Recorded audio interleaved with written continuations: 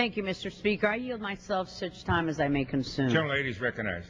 Thank you. Mr. Speaker, it has been 8 years since our country and the entire world stopped and looked on helplessly as the slaughter of innocents at the hands of al-Qaeda unfolded before our eyes. And although we watched in safety, our fears and hopes were enmeshed with those who, without warning, suddenly were forced to fight for their lives and for those of the friends and strangers around them. It is a true miracle that so many escaped destruction, but we will forever mourn the thousands who perished on that terrible day. Our sorrow, however deep, cannot match that of those whose loved ones were taken away from them on 9/11. But we will always share a part of it, even for those whom we will never know. The passage of years has not smoothed the deep impressions that we will bear for the rest of our lives. But as Americans, it is not in our nature to resign ourselves to helplessness, even when facing seemingly impossible challenges. Instead, we instinctively rally and focus our minds and efforts on meeting and overcoming the threats that we face. We have always done so, and we have always won. If there's anything useful that we can take away from this tragedy, it is the unmistakable warning we have been given of the unseen dangers that we face in this new century. From that, a clarity of vision and a new understanding of the world has emerged. Over the past 8 years, we have come to know our enemies. We have learned that their hatred of us, our success, and our freedom is too deep to be changed by concessions and appeals to reason. We now grasp the magnitude of the threat, and it is a global one. Other countries have come under attack, and so can no longer deceive themselves that once again this is a menace for the United States to handle alone, while they stand safely on the sidelines. We have uncovered their hiding places in caves, in villages, in deserts, in cities, in jungles, in back alleys, in nations far away, as well as right here in our own homeland. But it would be a mistake if our successes lead us to believe that the danger has passed. We have seen destruction descend from clear and sunny skies and know that it can happen again.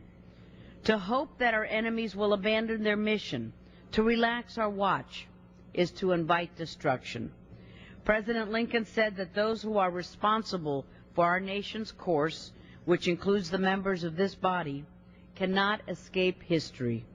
We have a responsibility to do all in our power to ensure that our country is secure and that America's promise for the world that generations have labored and fought for and died to protect remains whole and unbounded. How we meet this reality will repeatedly test our national character. We are right to remember and mourn those men, women, and children who died on that day, so sharply etched in our minds that it seems like yesterday. But this tragedy must be redeemed by a new understanding of our duty to our beloved country and to our fellow citizens, and what it is to be an American. As long as we draw breath, we will remember those who, asking nothing other than to live their lives in peace, were brutally murdered by men without conscience or mercy. Let those of us who remain be steadfast, be courageous, and live lives worthy of their great sacrifice and thereby honor their memory. Mr. Speaker, before we talk about when we talk about the 9/11 attacks on our nation, we must also recall that it was an attack on our way of life. It was an attack on what we stand for, on what we represent. What is it that we represent? Freedom, democracy, liberty. These are the values that distinguish our nation, our people, from our attackers. The belief in freedom, the belief in democracy, the belief in liberty. And as we recall this somber anniversary and this resolution before us, let us honor the memory of those whom we lost, the murdered, for it was a crime, and the heroism of our public servants, our first responders, our ordinary fellow citizens who were so extraordinary that day, who discovered the extraordinary courage of self-sacrifice on behalf of their fellow citizens, some of whom they had never met, including many of us in this building.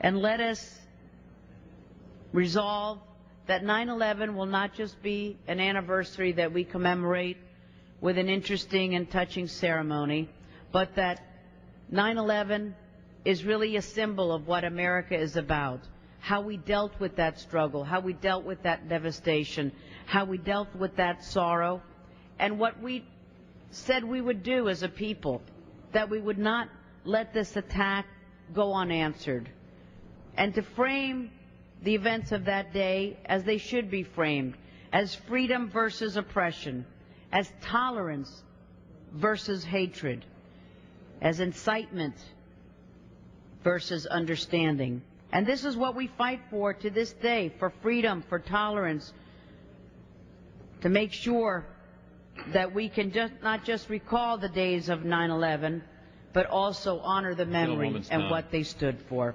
And with that, Mr. Speaker,